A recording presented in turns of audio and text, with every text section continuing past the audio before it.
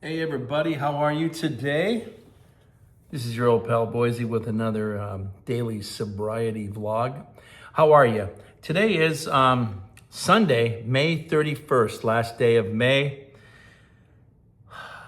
I have been sober for 14,306 days, 39 years and 2 months and 28 days.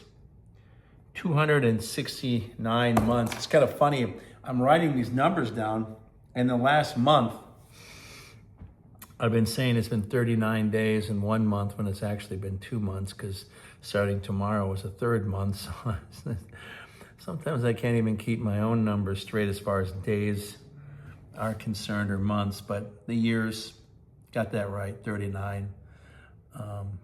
So the total is right now, and the days, 14,306 days. That's accurate.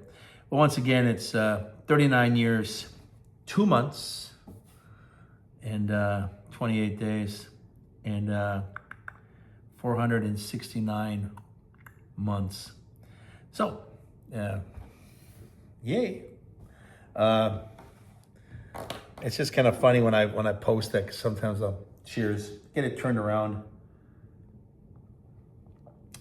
The important thing is to be sober, remain sober. Don't fall for other things and fall into the traps or the pitfalls. And there's a real interesting question I'm going to handle a little bit later here. I thought it was real cool. Some of the folks that send in questions to the Temple of Sobriety that want to reach out to me and ask me little questions.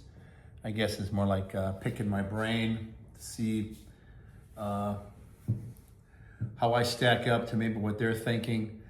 And sometimes they tell me how many years they've been sober. Sometimes it's just a question. This one's just a question, so I have no idea. But I'm imagining that if they're looking at someone getting close to 40 years of sobriety, their question basically is, how the hell did that happen? So they're probably pretty new to it too, which is fine. A lot of us are new to everything, right? Everything is new to us. Even technology, as I'm struggling to get this camera to work properly. But that's how it goes, right? Looks like it's kind of like on a half lock, so it's just not going to work well for me. So such is life. But, one step forward, 2 steps back. That's what technology is to me when you're old school. It takes a while to adjust. And looks like I'll have to just do it manually. That's disappointing. Anywho, I'll just carry it with me. I just thought it'd be nice to have the background. It's nice and blue out there. The weather's nice. Something you can enjoy. It's the change of season. Tomorrow's the first day of June, so it's definitely summertime.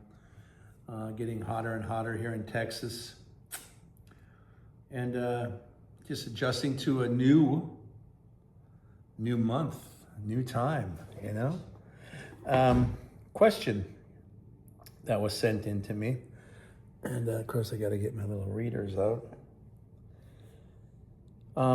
Almost 40 years sober. Does the concept of relapse or complacency still cross your mind? How do you keep your recovery fresh so you just don't fall into a routine? Because they're worried about routines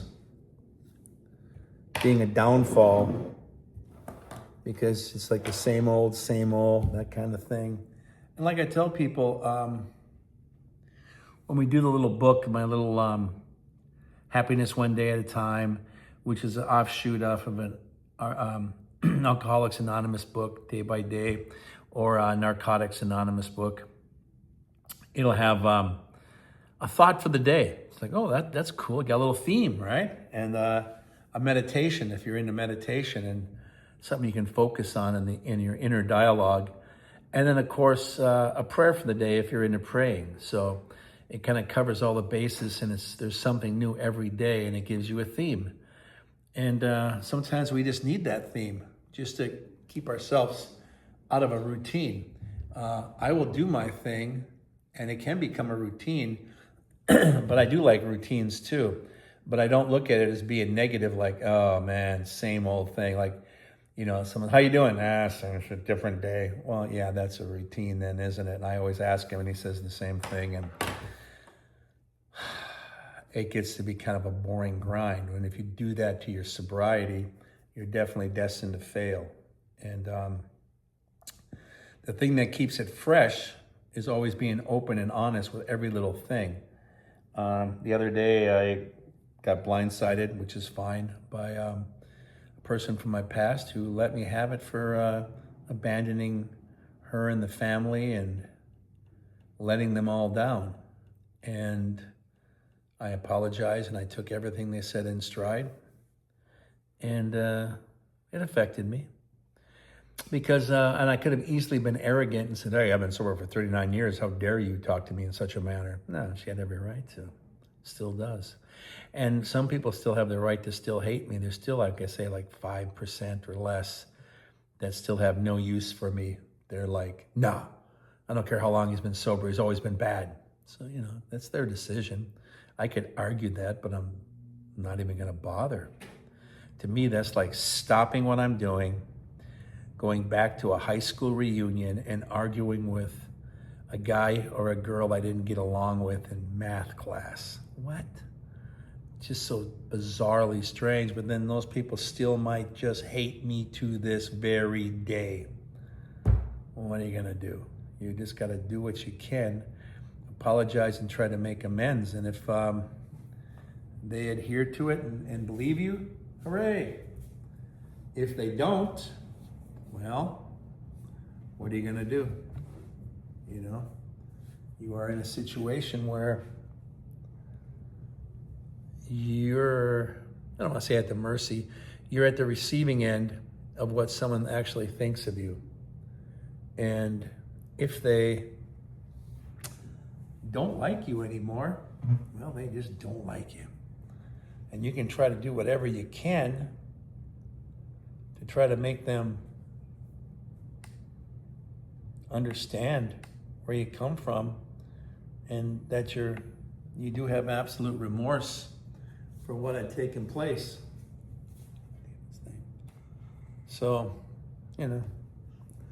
that's all you can actually do. So a lot of times it's not up to you at all. And if that's the case, maybe when you get to the 12th step again, you might want to reach out to them, leave them a message anyways, and say, hey, look, I'm still thinking of you and I'm very sorry. And if they just send you a polite F you, then I'll catch you on the next time I get to step 12. Because at this point in my life, I have very few people left to apologize to. But when those people do show up, I'll apologize to them, definitely. I don't so much seek them out anymore. I feel like a lot of things have been pretty much resolved. And if you if you didn't have a really good, tight relationship or a relationship at all, and just because you're connected by blood or any other degree of connection, you don't owe anybody anything still. It's just, if they still want blood from you, what are you going to do?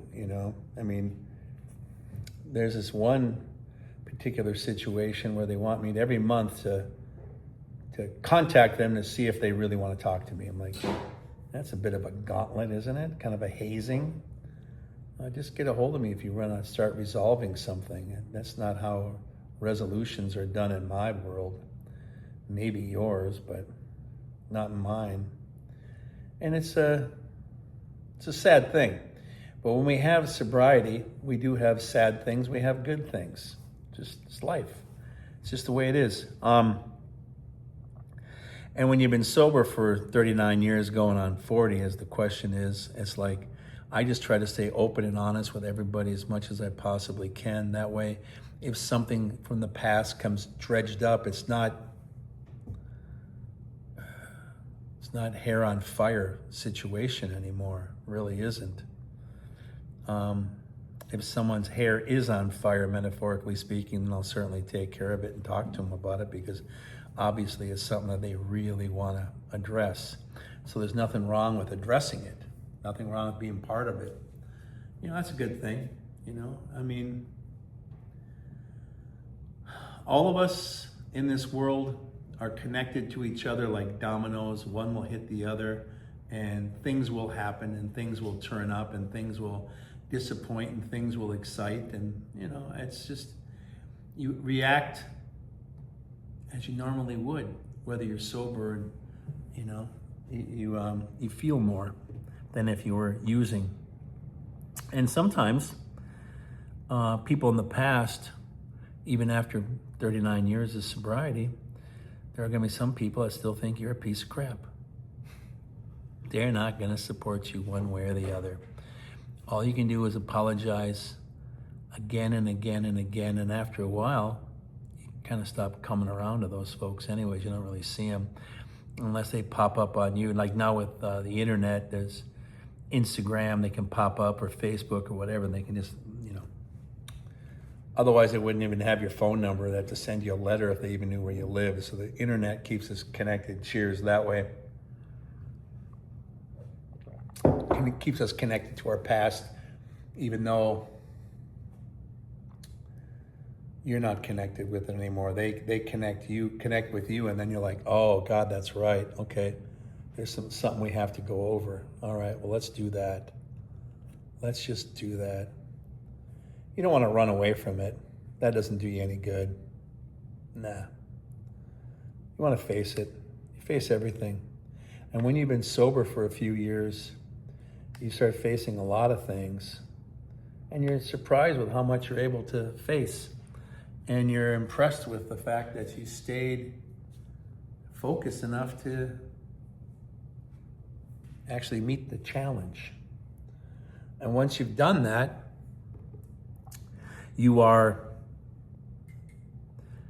well, you're more of a veteran with it. You feel more comfortable with it, and it makes it a lot easier. And that's important. It also celebrates to yourself how many years you've been sober, and you become kind of a veteran of the situation. And it's actually kind of comforting.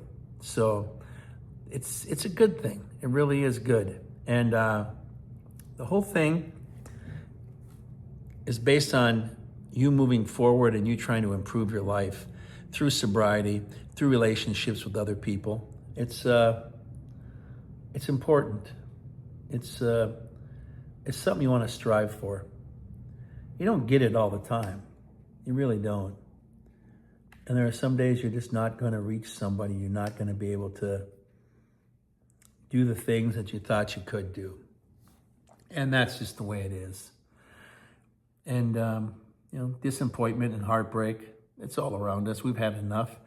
And we had enough disappointment and heartbreak just alone with our struggling with our sobriety, right?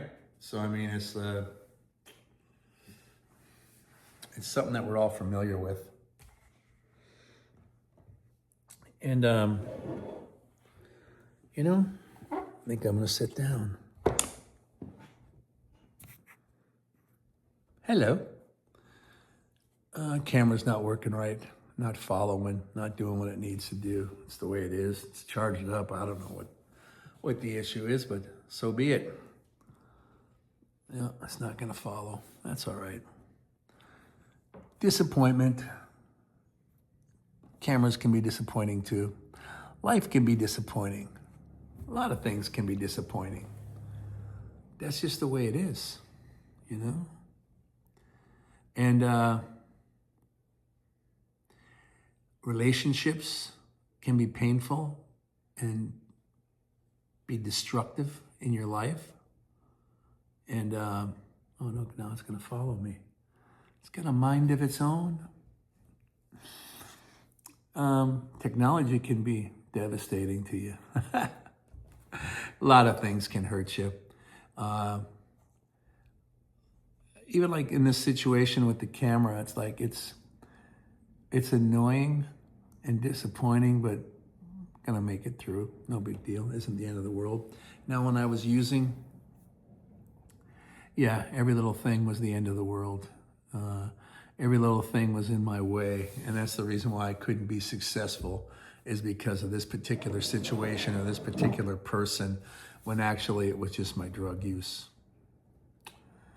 And that's a hard pill to swallow, even when you sober up, because then you realize, oh, I mean, all the people I blamed, it's not their fault? Well, whose is it? Mine? It takes a while when you get sober to realize that. Cheers. So, today's a Sunday, kind of a mellow day, end of the month, end of thoughts. Someone asking about, the sobriety question. I think that's really cool. I think it's a great question because even like right now, I'm just relaxed, not as vocally dynamic as I can be sometimes because I'm just laid back. It's Sunday evening. The sun is going down. It's almost 9 o'clock. It's 8:50. So the night's winding down. I feel like I'm winding down, not winding up. I'm not going to be driving late tonight. Sunday, I call it a night earlier. We had a great day with some of the members of the Temple of Sobriety that were here, and they were editing videos and posting them up, and we shot another video, and I'm doing one right now. And got a lot done. It was a very satisfying day. So I guess the tone of my mood, or the mood of my tone, is just that I feel like I've done a full day and I'm just laying back. And this is the kind of voice and the kind of attitude I'd have if I was at work and I'm getting ready to chill and head out or call it a day or whatever. 10 out of 10 times he'll come and go, "Are you all right? Are you all right? Is there something wrong? Why? You just seem down." Oh, could you expect that? The hype guy all the time. I get it. Cool. Yeah, I don't do it all the time. I got my full range of all my emotions. This is more relaxed, not depressed, just relaxed. And resetting my outlook on the past after what I just experienced this weekend. And I'm glad I did. I'm grateful I did. Shocked at what happened, and it surprised me, and it came out of left field. But hey, she needed to express herself to me, and her expression is more important than the way I feel about it. And I hope she gets back to me and we talk some more. I really do. But if we don't, it's also her call too, and we'll just leave it at that.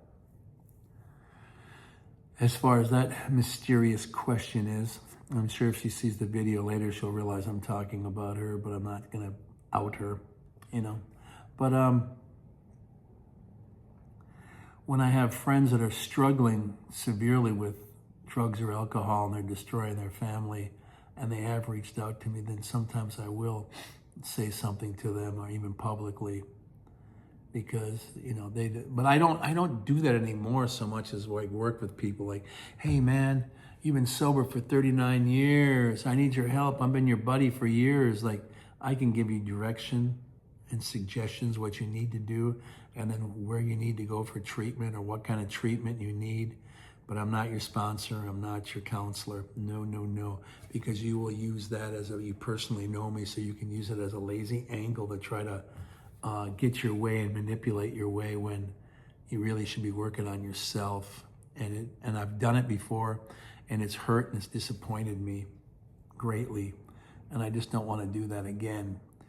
And that's why when you have a sponsor, you don't pick your best friend or your brother or sister. No.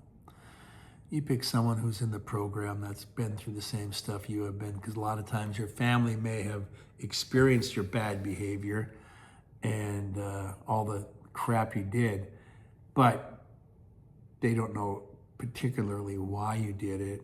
Being an addict, they just think you were just being just a jackass, which you were, which I was. But There's more to it than just that. And there's more to it than just saying that you're a loser or you can't handle the truth and all that great stuff. Because I think anyone can handle the truth. The hardest thing about the truth is just hearing the truth, especially for the first time. That's quite humbling. And it's better you do it in a treatment situation or a court situation and not your mom and dad telling you. Now, there's nothing wrong with having an intervention. That's just to let you know that you're just effed up and you're just ruining your life and you're hurting a lot of people. And they get to level all their pain on you, so you get to soak that in. But they're not there to counsel you. You have to go to treatment. You have to get a counselor. You have to get therapy. You have to meet with someone that's not your family member. And when you're doing that, it also helps if your family members communicate with your counselor, so your counselor can get a better picture of what you're actually like and what other people see in you. Because, you know, as I'm sitting here on a Sunday just chilling,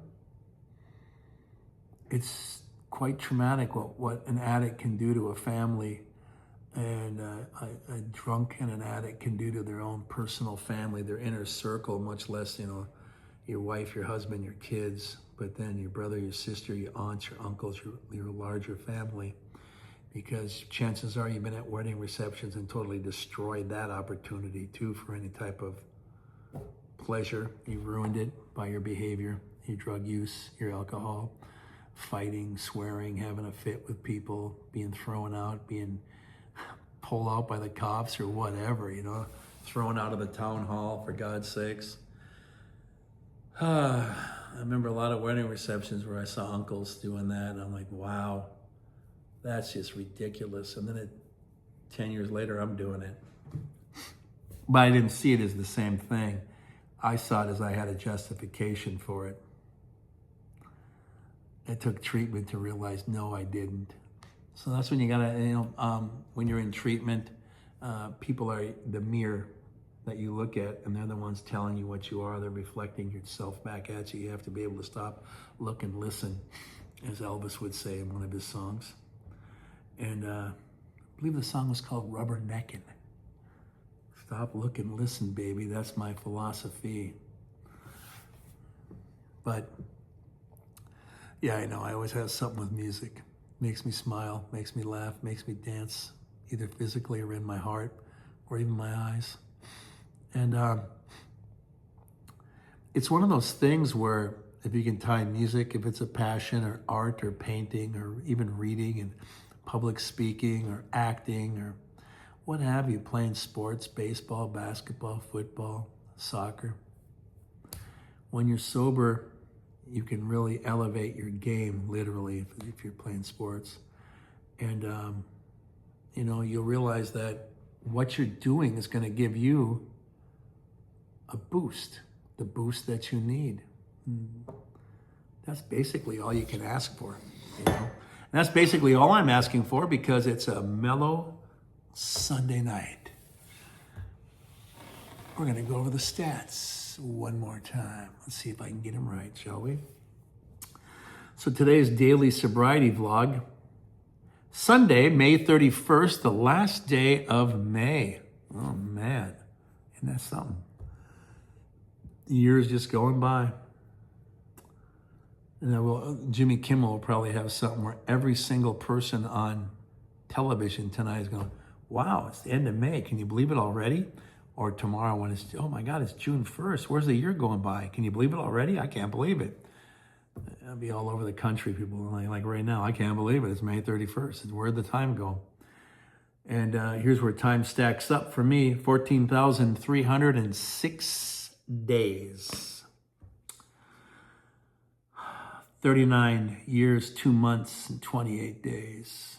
And actually, that's incorrect too, because it's the 31st.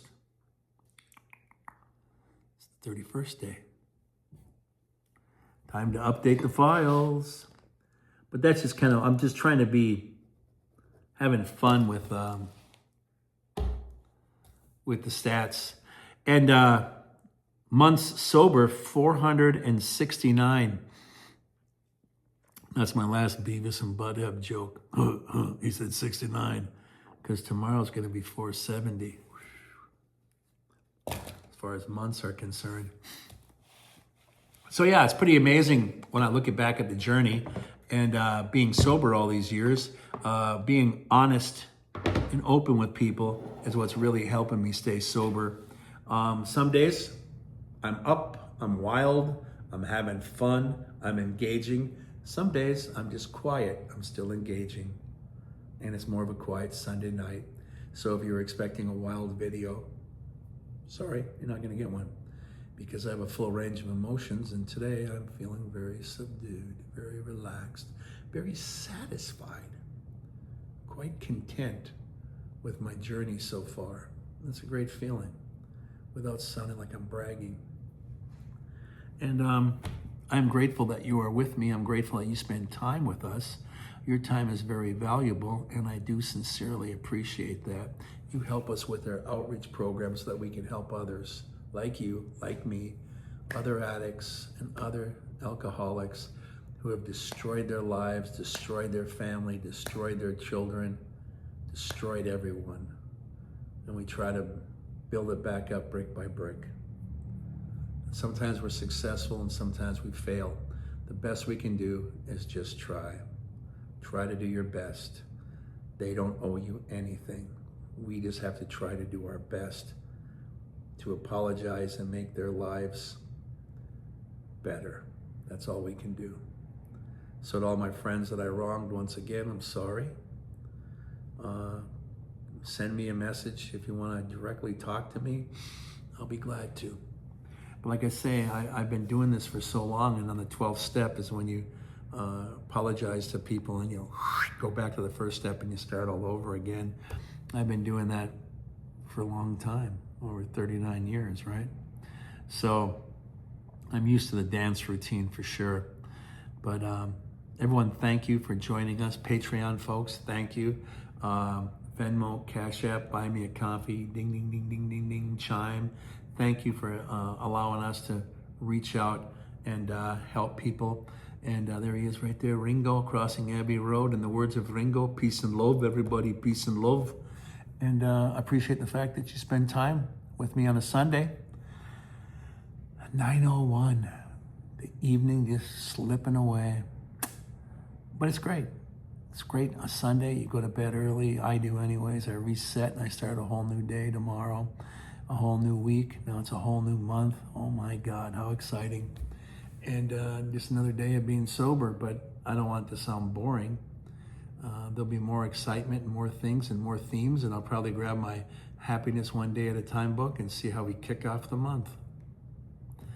And look for us later. We're going to do some live streams, and we're going to do some other things as well. And other people that are in the temple and other people that are going to be interviewed, people that are struggling with cocaine and heroin and other types of addictions, alcohol, of course, and all that fun stuff. And unfortunately, or fortunately for me, I've touched all those bases, so I can relate to what a lot of people are going to say. And hopefully I can open it up and leave them enough room and grace where they can open up themselves and challenge themselves, because opening up in front of people is definitely a challenge. It's like a high wire act without a net for the first time. The net was always there, so if you fail, you fail. But when you're doing it in a sober situation, it can feel like there's no net.